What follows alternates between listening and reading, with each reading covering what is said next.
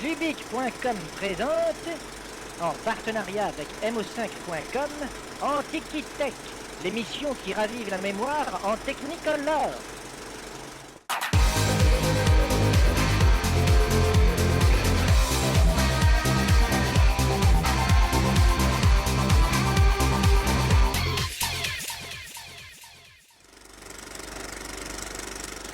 Bonjour, cette émission sera intégralement consacrée à la Dreamcast, console de légende qui fut aussi la dernière machine de Sega. La console débarque dans l'Hexagone en octobre 1999, soit tout juste un an avant la PS2. Elle est puissante, avant-gardiste grâce à son modem 56K intégré et dispose d'un catalogue de jeux impressionnant sur le plan technique. Bref, la console a tout pour elle, ou presque, à cause des erreurs du passé de Sega, mais aussi de l'absence de lecteur DVD et du piratage. La Dreamcast disparaît prématurément, moins de 2 ans après sa sortie. Cette console culte donnera naissance à des séries prestigieuses comme Shenmue, Soul Calibur et une flopée de titres incontournables comme Jet Set Radio, Virtua Tennis ou Ikaruga. À quoi ressemblait la Dreamcast? De quoi était-elle vraiment capable? La réponse tout de suite avec Philippe Dubois, président de l'association mo5.com. Philippe, bonjour. Bonjour Paul-Émile. Alors aujourd'hui on se retrouve pour parler de la Dreamcast, console culte, encore adulée par certains fans. Ah mais oui, complètement. Écoute, c'est comme tout art ou esprit de beauté, c'est une console qui a une durée de vie très courte et qui durant sa durée de vie a vraiment promulgué le jeu vidéo sur une toute autre forme, déjà en apportant donc une qualité d'image absolument phénoménale, des jeux extrêmement beaux, extrêmement fluides et qui a permis également à des créateurs de mettre au monde des jeux vraiment absolument incroyables, d'exprimer pleinement leur talent. Exactement. Alors écoute, pour commencer cette émission, je te propose de regarder un petit peu à quoi ressemblait cette bête. Voilà, cette petite bête, parce que finalement, alors depuis la Saturn, à peu près 3 ans se sont passés. Alors, heureusement, la console est beaucoup plus petite cette fois-ci. D'accord.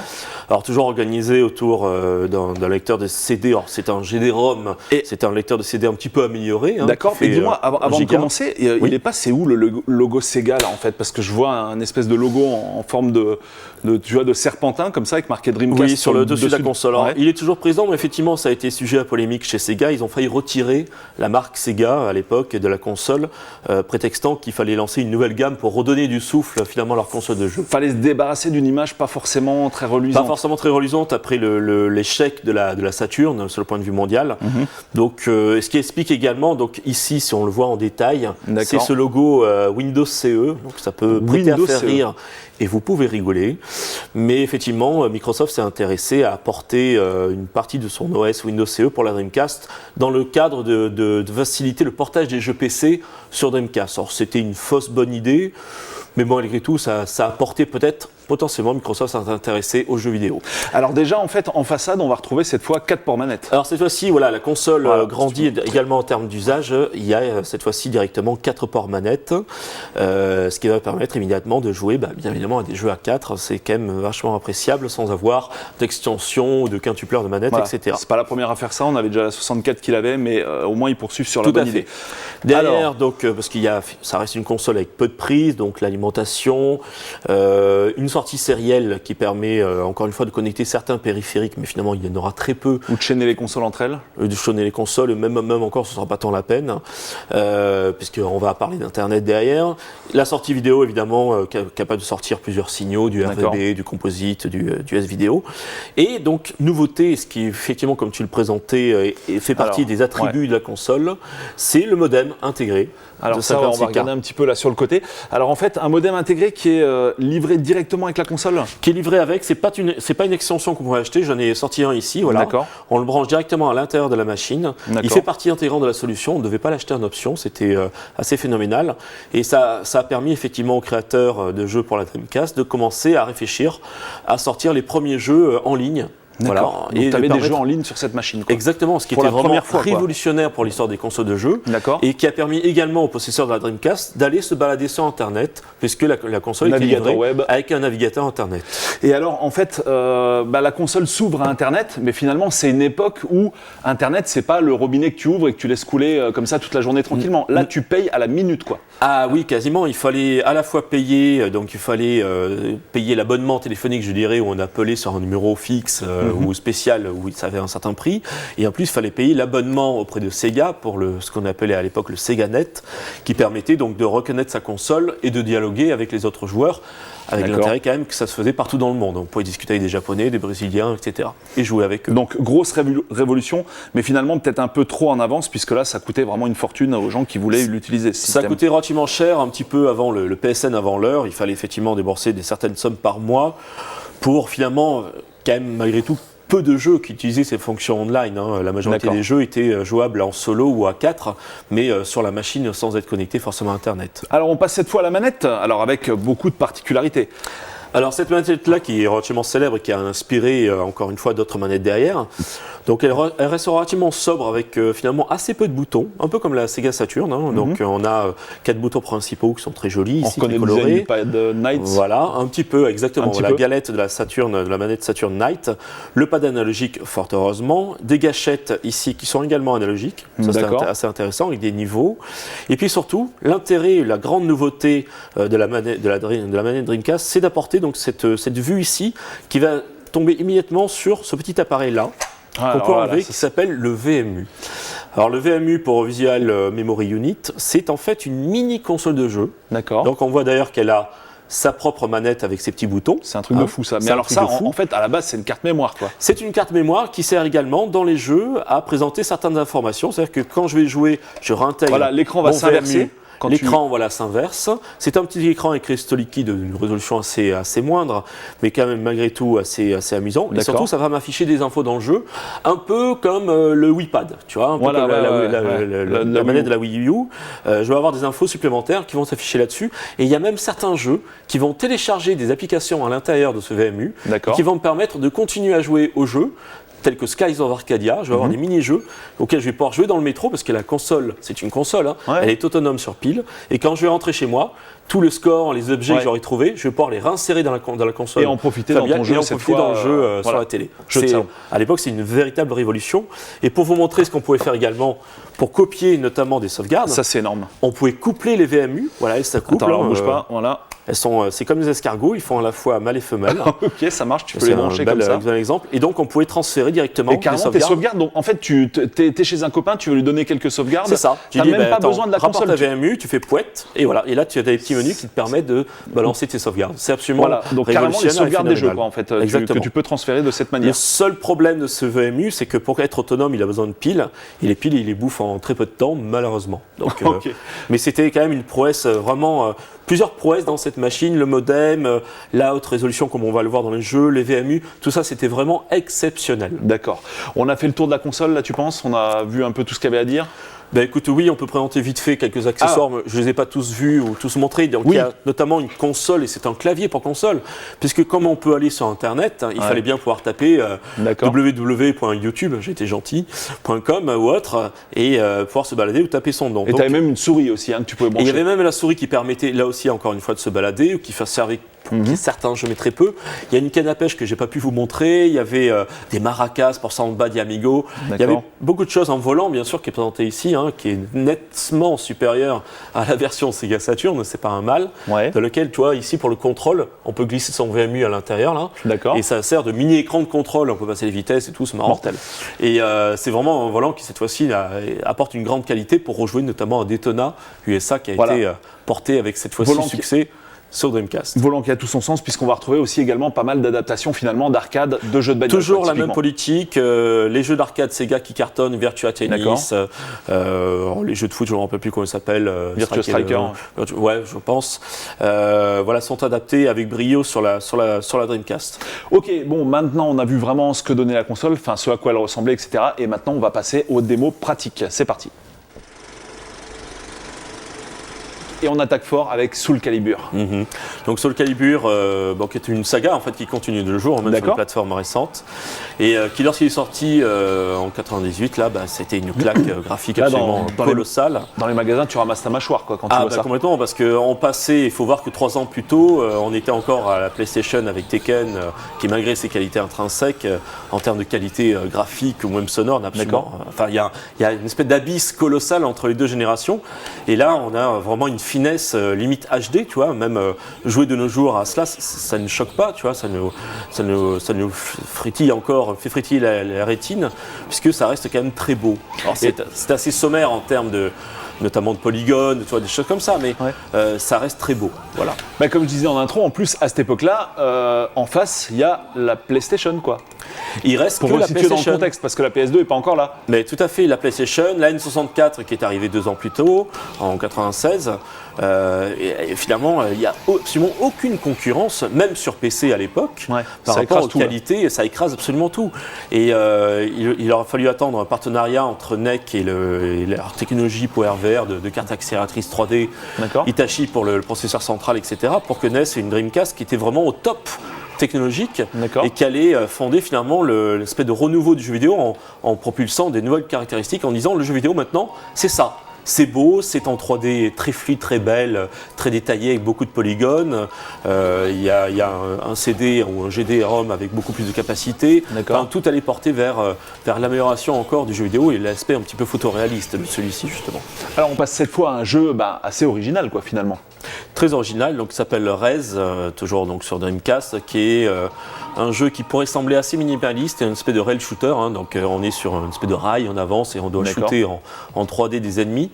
Et en fait, on peut dire que Rez, c'est une œuvre d'art. Voilà, définitivement, c'est un hommage en fait au peintre russe Kandinsky, qui a passé sa vie en fait à étudier notamment comment décomposer l'image réelle, celle qu'il voyait avec ses yeux, par des formes géométriques simples. Et donc dans Rez, c'est exactement ce que l'on voit là, c'est-à-dire qu'avec des formes très simples géométriques, des traits, des polygones, des choses comme ça, on va représenter des décors, des civilisations, on va plonger dans des qu'on s'appelle des monuments, dans plein de choses qui sont hyper riches visuellement.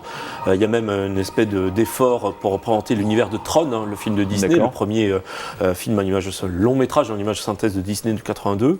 Et en fait, c'est un jeu qui est visuellement extrêmement riche et bourré d'émotions, j'ai envie de dire, puisqu'il y a même, en utilisant le vibrateur qui est dans la manette, que l'on peut mettre en add-on, eh bien, on va avoir une forme de ce qu'on appelle de synesthésie, c'est-à-dire 3 ou 4 sens de notre être qui vont être conviés à participer à cette expérimentation vidéoludique, et donc on va être amené à vibrer avec le jeu, à découvrir des sensations assez nouvelles pour l'époque. Et notamment, c'est aussi beaucoup basé sur le son qui va être synchronisé un peu avec ce que tu vas faire. Il y a une bande sonore, une BO absolument prodigieuse, avec des plus grands DJ d'électro ou de techno du monde qui ont participé.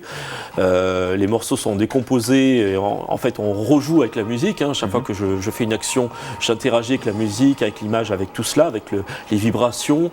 Et c'est vraiment une œuvre majeure dans l'histoire du jeu vidéo, et j'encourage vraiment tous ceux qui ne l'ont pas expérimenté à le faire, soit sur la Dreamcast évidemment, ou la PS2 parce qu'il est sorti sur PS2, ou 360, ou alors en version HD sur 360 qui est quand même beaucoup plus jolie, mais c'est exactement la même œuvre. D'accord. Alors maintenant on passe cette fois à la voiture, et c'est parti avec Metropolitan Street Racer, un jeu qui a un petit peu défrayé la chronique quand il est sorti. Alors pourquoi ? Notamment parce que il était à la pointe du jeu de course automobile à l'époque. Il utilisait évidemment à bon escient la technologie extrêmement avancée de la Dreamcast. Et en fait, j'ai envie de dire, c'est un jeu qui mêle beaucoup de choses, beaucoup d'idées, beaucoup de concepts ultra modernes dans un jeu de voiture. Déjà, parce que premièrement, il va regarder la pile interne, savoir à quelle heure il va adapter le temps dans les différentes courses à Tokyo, à San Francisco, à Londres, en fonction de l'heure qu'il est. Tu joues de nuit, tu joues de jour, tu as une radio dans la voiture un petit peu comme GTA, tu sais, ce qui est devenu extrêmement commun, mais à l'époque c'était révolutionnaire, et avec une bande audio extrêmement soignée. Et là tu as des vraies villes quand même à la base. Tu as des vraies villes hyper bien modélisées, et donc comme je te racontais, sur YouTube il y a des gens qui utilisent des émulateurs pour porter le jeu en 1080p, et on s'aperçoit que la modélisation des villes est extraordinaire. Tu vois Londres avec les parcs, alors je connais assez mal Londres, mais San Francisco, tu sais, avec les fameuses montées, etc. C'est très très très bien fait, et c'est incroyable pour l'époque qu'ils aient eu une modélisation aussi poussée. Donc à l'époque, grosse claque technique quand ça sort. Grosse claque technique, un jeu très très très très long, avec beaucoup de courses, énormément de voitures à gagner. Enfin vraiment, il a tout changé dans. D'accord. Et on va le retrouver finalement un petit peu plus tard. On va le retrouver sous la forme de GTR. Donc sur la Xbox, la Microsoft Xbox. Projet Gotham Racing, PGR, voilà, Projet Gotham Racing. Mais c'est exactement la même équipe, et qui continue cet effort de présenter des choses vraiment très réalistes, très bien modélisées. Toujours en ville. Toujours en ville aussi également, avec les mêmes villes d'ailleurs. Je crois qu'il y avait 2 villes, San Francisco, qui étaient toujours présentes, si je ne dis pas de bêtises. Et donc dans la continuité de toutes les qualités de Metropolis Street Racer, Street Racing sur Dreamcast. Ok. Alors maintenant, ta petite sélection qu'on n'aura pas forcément le temps de voir, on va dire en live dans l'émission, mais pour toi qui sont des titres incontournables. Bah écoute, il y a d'abord du RPG, notamment Skies of Arcadia, qui est le RPG certainement de la Dreamcast, et notamment Grandia 2, et qui utilise à très très bon escient, notamment le vibrateur dans la manette. D'accord. Donc vraiment une aventure vraiment dantesque. Toujours un RPG très intéressant et très méconnu. Alors j'intéresse les gens qui connaissent un petit peu la Dreamcast à y jouer. C'est Egg, Elemental Gimmick Gear, un RPG d'une beauté mais qui est phénoménal. Ok. Bien évidemment, on ne pouvait pas passer sous silence Shenmue, on en a parlé tout à l'heure, donc un jeu le pilier, à la fois action, aventure, dans un univers assez open world, malgré les capacités de la machine évidemment. En tout cas, très très très très beau jeu qui a introduit notamment les QTE. Voilà, donc bien avant GTA, tu vas te balader dans une ville complète, modélisée en 3D. Avec des gens, tu vas te battre. Tu vas exercer des métiers dans ton jeu, tu vas pouvoir jouer à des jeux dans ton jeu en fait. Exactement. Et petit aparté aussi amusante également, ça c'est Blimcast. Donc c'est que la Dreamcast était tellement puissante qu'ils ont en fait porté des jeux PlayStation 1 pour être jouables sur la Dreamcast avec les améliorations graphiques de la Dreamcast. Donc tu jouais à ton Metal Gear ou quoi avec en donc ici, Total HD, c'était Tekken 3, donc il y a 2 captures d'écran. D'accord, et c'est un émulateur quoi. Et c'est un émulateur en fait. Fallait que tu mettes ton vrai jeu dedans après quoi, une fois que tu avais booté sur le CD. Tu lançais l'émulateur, tu mettais ton vrai jeu Tekken 3 et tu pouvais jouer en HD. En fait, avec le même jeu, et c'était incroyable. Et bien sûr, ils se sont fait totalement détruire par les avocats de Sony à l'époque. Il est encore celui-là. Oui, celui-ci est encore neuf. Oui. Ok. Voilà, Blimcast. Ok, on a fini pour ton petit tour d'horizon, les jeux, dans la pratique, ce que ça donnait, et cette fois, on va tomber la chemise. Ok, on vient de le voir, la Dreamcast, elle en avait dans le ventre, quoi. Et maintenant, on va lui ouvrir son petit ventre et on va regarder ce qu'il y avait vraiment à l'intérieur. Donc, ouvrons notre chère petite console. Donc, comme on peut le voir, c'est un modèle de compacité. Modèle de compacité. Tout est très très bien intégré, vraiment très touffu, beaucoup de composants. D'accord. Puisque la console est beaucoup plus petite. Alors là, c'est quoi? C'est le bloc d'alim là sur le côté? Donc, sur le côté, c'est le bloc d'alim que je suis en train d'enlever. Alors, donc la console est petite, mais c'est pas parce que tu as un bloc d'alim géant à côté, quoi, c'est ça? C'est pas en mode Xbox 360? Non, fort heureusement. Tout est intégré, la lime reste assez conséquente, c'est presque une alimentation de PC, j'ai envie de dire. Là, tu envoies du 220 direct dedans, quoi. Il n'y a pas besoin d'autre chose. Exactement. Ensuite, le bloc pour connecter les manettes, avec la pile de sauvegarde. Donc, le fameux GD-ROM qui porte la capacité d'un CD à 1,2 gigaoctets de mémoire. D'accord. Et finalement, donc, si on retranche juste cette plaque là, qui protège la carte mère, voilà, on arrive sur la carte mère qui est assez petite pour l'époque, il y a très peu de composants et en fait c'est là où finalement Sega nous démontre qu'avec l'aventure, la mésaventure de la Saturn, ils ont tout compris, c'est-à-dire qu'ils ont supprimé les X processeurs dans tous les sens, en dual, en quadricore, en tout ce que tu veux. D'accord. Tout est concentré, il y a un CPU, un GPU, de la mémoire autour, un peu de ROM, un peu de machin et c'est tout. Et tout est hyper simple et tout est hyper optimisé. Le GPU est un 128 bits, c'est ce qui vaut, comme à la Dreamcast, d'être dénommé première console 128 bits avant la PS2. Et le processeur ici à 200 MHz, 64 bits SH4. Voilà. Donc c'est très simple et du coup cette simplicité technique se retrouve en termes de programmation. Le PowerVR étant en plus un GPU assez simple à programmer, notamment même le CPU. Et bien tout cela était livré tout de suite avec un kit de développement extrêmement facile à programmer pour donner accès aux entrailles de la machine à tout le monde. Et là, lors de la conception, on va carrément demander aux développeurs ce qu'ils veulent, quoi. Et effectivement, pour en arriver à ces fins, c'était terminé de faire des recettes maison extrêmement complexes. Sega s'est rapproché un petit peu comme l'histoire de la PC Engine des développeurs pour leur demander: vous voulez faire des jeux 3D? Très bien, qu'est-ce que vous voulez? Voilà. Okay, carrément. Et ce qu'ils voulaient, ils l'ont retrouvé dans la Dreamcast. Et là, en fait, dès le lancement, tu avais des jeux qui exploitaient quasiment 100% de la console. Exactement. Il n'y a pas eu de conflit de génération, comme on l'a vu sur PlayStation ou Saturn, où il a fallu attendre 2-3 générations pour avoir des jeux très beaux. Là, tout de suite, il y a notamment Soul Calibur, Dead or Alive 2 en 96 ou 97, qui sont des jeux qui portent tout de suite la machine à 100% de ses capacités. Très bien. Et qui restent phénoménaux. Très bien. Maintenant, il est temps de conclure. Et maintenant qu'on sait tout sur la machine, on l'a vu, on a vu les jeux, on a vu ce qui était à l'intérieur, bref, une question, c'est finalement pourquoi elle a disparu, parce que là elle était pour le coup vraiment bien dans la course, elle était dans l'air du temps. Oui, écoute, c'était l'idéal quoi. C'est presque un drame, j'ai presque envie de pleurer, tu vois. Autant la Saturn effectivement était relativement mal née techniquement, très sophistiquée, très complexe, etc. Autant la Dreamcast c'était tout le contraire. Au contraire, c'était une machine fantastique à tous les points de vue, qui apportait beaucoup d'évolutions, mais du coup beaucoup d'évolutions et certaines un petit peu trop en avance. Tu vois, par exemple, le online, avec Fantasy Star Online, etc., c'était trop en avance. Les gens n'ont pas compris tout de suite que finalement, il n'y a rien de distingué potentiellement une console d'un ordinateur. Pourquoi on connectait un ordinateur à Internet finalement, on pouvait faire la même chose avec une console. Bon, il fallait éduquer tout cela, il fallait lancer des jeux, c'est assez compliqué. Et surtout, de toute façon, ce qui a plombé la Dreamcast, malgré le fait que c'était une excellente machine et qui aurait certainement pu perdurer bien au-delà de sa durée de vie de 2 ans et des poussières, c'est que surtout, à la sortie de la Saturn, Sega n'avait quasiment plus de fric. Et du coup, ils n'ont quasiment pas eu assez d'argent, ils n'ont pas eu assez d'argent pour commercialiser simplement correctement la console. Donc, ils s'en avaient vendu à peu près 10 millions. Et je veux, par exemple, qu'à Noël 2000, en l'an 2000, en Noël, dans les boutiques de jeux vidéo, lorsque les vendeurs demandaient aux familles si leurs enfants voulaient acheter une Dreamcast, les gens ne savaient même pas ce que c'était. Non, tout le monde ne parlait plus que de la PS2, c'était j'ai pas de lecteur DVD, je vais m'acheter une PS2. C'est ça. À cette époque-là. Sony, alors qu'elle ne fait pas DVD, quoi. Non, ça a été également son problème, c'est que la PS2, lorsqu'elle a démarré, qui était une machine très très compliquée, on en parlera également certainement, elle a mis beaucoup de temps à démarrer parce que justement, avec une telle complexité, les jeux étaient même inférieurs à la Dreamcast. Pour certains, F2 ou certains. En tout cas, les premiers, ça c'est sûr. Et donc du coup, les gens se rattrapaient en disant oui, mais j'ai acheté un lecteur DVD qui était bon à l'époque. Mais ça coûte le même prix, donc en plus ça fait console, voilà, c'est bien, exactement. Donc Sony avait gagné là-dessus et surtout, ça faisait 6 mois qu'ils balançaient des communiqués monstrueux en disant c'est un super ordinateur, et il calcule l'univers Dieu et la Terre entière. Vous allez voir, vous allez jamais. Pour le grand public, elle était beaucoup plus puissante que la Dreamcast. Exactement. Et Sega, de l'autre côté, qui n'avait pas assez d'argent pour simplement plaquer des publicités dans les magazines et pour faire vendre la machine. Puis après, tu as eu un petit peu de piratage aussi, quand même, qui est peut-être venu se greffer là-dessus. Et la machine, alors j'ai parlé tout à l'heure du lecteur de GD-ROM, celui-ci. Et en fait, j'en ai parlé, c'est un lecteur de CD à peine amélioré. Et le problème est qu'effectivement, les pirates ont très rapidement trouvé le moyen de regraver les galettes de jeu, entre guillemets. Et le piratage sur Dreamcast, effectivement, a explosé et a effectivement plombé le marché de la machine. Ok, on a compris finalement pourquoi elle avait marqué son temps, pourquoi elle a fini par disparaître, malheureusement, un petit peu prématurément. Comme d'habitude, comme à chaque émission, on remercie l'association mo5.com pour nous prêter ses locaux, ses machines, partager sa passion avec nous, et bien sûr. Et on se donne rendez-vous une prochaine fois pour une autre machine qui a marqué son temps, du coup. Merci à toi. Ok, ciao. Ciao.